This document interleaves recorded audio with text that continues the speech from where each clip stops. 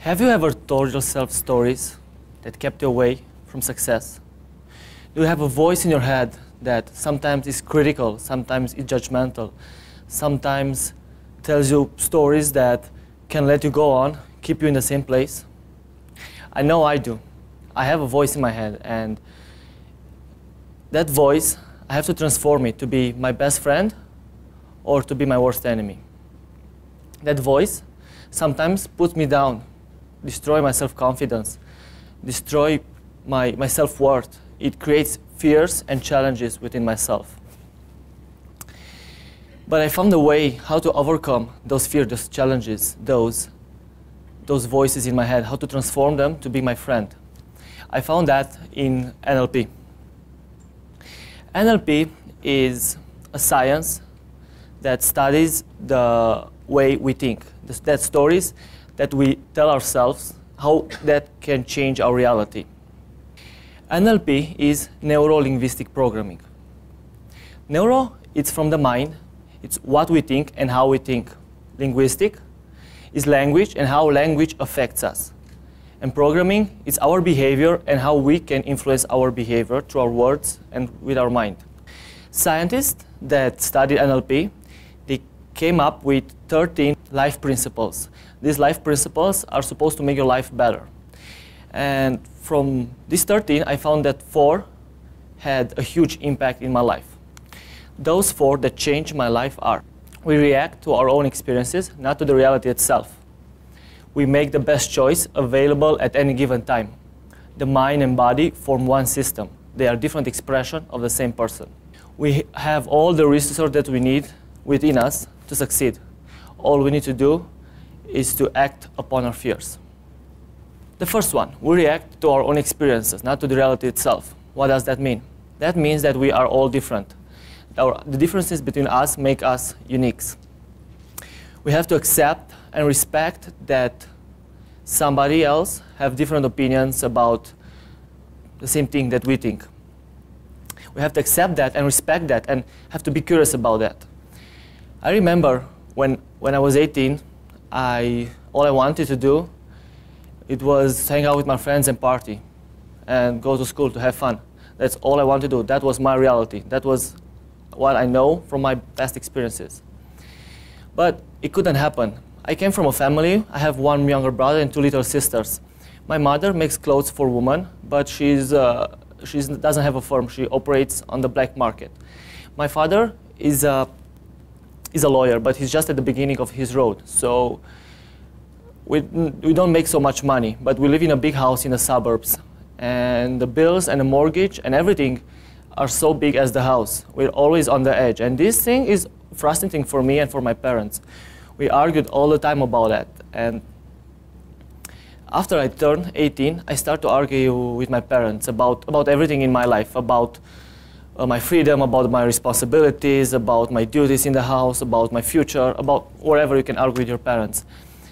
We got to the point when they said very bad things to me that really hurt me. Things like they're ashamed that I'm their son, they're ashamed with me, I'm the worst example for my brothers and sisters. And those things really hurt me. And I had to make a decision. And that decision was I had to move out. This was a huge decision, a very important decision for my life. I moved out. And after the first month, when I had to pay rent, when I had to pay food, when I had to pay my own milk, to buy everything for myself, to do my own laundry, I realized that my reality, it's not the whole reality. My reality is just an interpretation of how I see things. But reality is much more complicated. My parents' reality, they had to feed 4 kids, they had to provide them shelter, they provide them clean clothes, they had to pay the bills on time, to pay the mortgage on time. They had to do all these things. And I understood how hard for them it was to do all those things. And that moment was my aha moment.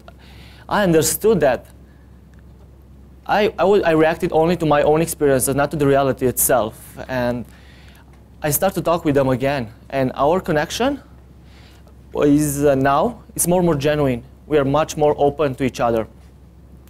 Sometimes they ask for my advice. For me, this is a long journey from where I started and where I'm now. Because now we trust each other more. We respect each other, we accept each other, and we are curious about each other. And I understood that I reacted to my own experiences, not to the reality itself. The second principle that changed my life is that we make the best choice available at any given time. Have you ever blamed yourself about a choice that you make at one time and put yourself down because of it? It's okay. We make the best choice with the specific resources at that specific time.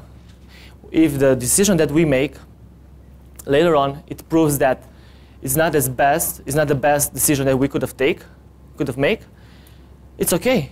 We just have to make another decision. Because in that specific time, with those specific resources, we did our best to make that decision.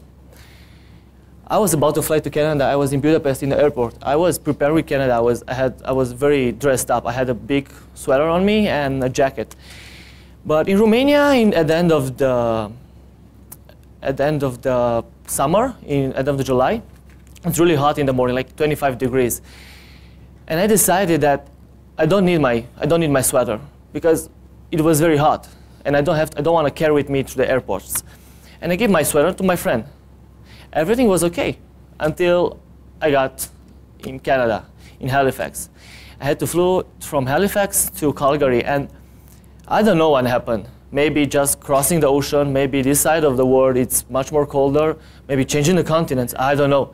But in that plane, I can assure it was the coldest temperature I ever met at the end of July, specifically at the 27th of July. It was very cold. I don't know how cold it was, but I was freezing and I was shaking. And to make everything worse, beside me there was this pregnant woman, Canadian woman. She was only dressed in a summer dress, with no sleeves, and she was fine. I had to dress up with a hat and another 2 sweaters on me, and I was shaking. I couldn't even sleep, and it was a 5 hours flight. It was terrible. I was very mad about myself. I thought I did a very bad decision, but I realized that at that specific moment, at that specific time in Budapest, it was hot. I made the best decision I could have made. I left my sweater to my friend as a gift, but it proved that it wasn't the best decision I could have made, and it was okay. The third principle that changed my life is the mind and body form one system.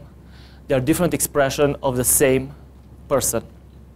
I think we all been through that. We all felt bad, in a bad mood, or we put ourselves down, and then we start to do something that we enjoy, like cooking, like running, like listening to music, like singing, like everything.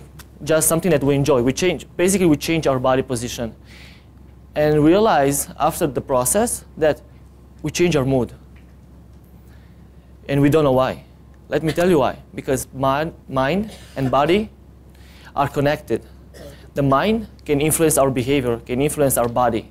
But the best part about that is that our behavior, our body can influence our mind, our mood. And this is the greatest tool that we have to change our mood, by changing our position. Sometimes, I will tell you the secret. So when I feel bad, I listen to music, and sometimes I dance or I sing. And sometimes I record myself and send the video to my friends just to make them feel better. How would you feel if you get a video like this? We actually had to record this again, but we had fun. It's actually the same thing. Yeah. It was very interesting. So practically we have the best tool to change our mood by just changing our body position. We can change our mood. That's that simple. The change we have is on our hands. We can make that change. The fourth principle that changed my life is that we have all the resources that we need to thrive within us. All we need to do is to act upon our fears. When I came to Canada 3 months ago, in August, I didn't have any friend. I was alone. I only have my aunt and my uncle, but they were family. I had to go out in society. I had to come to school, and I didn't have any friend. And then school started. I met Greg. Greg is a weird but funny guy, and our first discussion, yeah, he's weird and funny guy, trust me. But our first discussion was about how great Ninja Turtles are. and they're greater than Superman. It was a very interesting discussion. But the thing that I learned from Greg is that you have to put yourself out of your comfort zone. When we got friends, and we just go and we had this process calling. We went socializing. We just go and talk with new people, just make friends.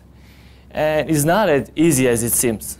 I was just watching him how he do it, how he just do that, and I was astonished. Like, how can you put yourself out there, out of your comfort zone so much? And just watching him, just observing him, I understood that I can do that. I can put myself out there. I can be that person. All I need to do is to act. I have those resources within me. And I set this crazy goal for myself. I have to meet a new person every day at school. Every day, no excuses. Even if the next day I don't know that person anymore, or I don't know her name, it doesn't matter. I just have every day just to put myself out of the comfort zone, just talk, just whatever. I remember I was standing in the line for the microwaves in the South Campus, and it was crazy. I was just staying with my food. I was talking with people in front and like, hi, how are you? Or just studying in those dry discussions. But finally, how I just went with it, and I started to have like more, it went more easily for me. It got very easily for me to talk with people, just to put myself out there. And at first, I was very scared. I couldn't talk. I thought people won't listen to me. I have a bad English. I came from Romania. I don't have anything interesting to say. But by putting myself out there, I improved my English. I made a lot of connections. I met a lot of people from here, from BBC, and I learned a lot about the culture from BBC. And I learned about myself. So many things I learned about myself, that everything is possible for me. I can do whatever I want. I never talked for a TEDx, but now I'm here. This is my first time when I'm doing a TEDx. I'm talking in front of an audience. And first time when I thought about it, I was scared. I was scared. Even when I was in the back, I felt my heart beating. And usually you don't feel your heart beating. It was crazy, but now that I'm here, I really enjoy it. I put myself out here, and I really enjoy doing this thing.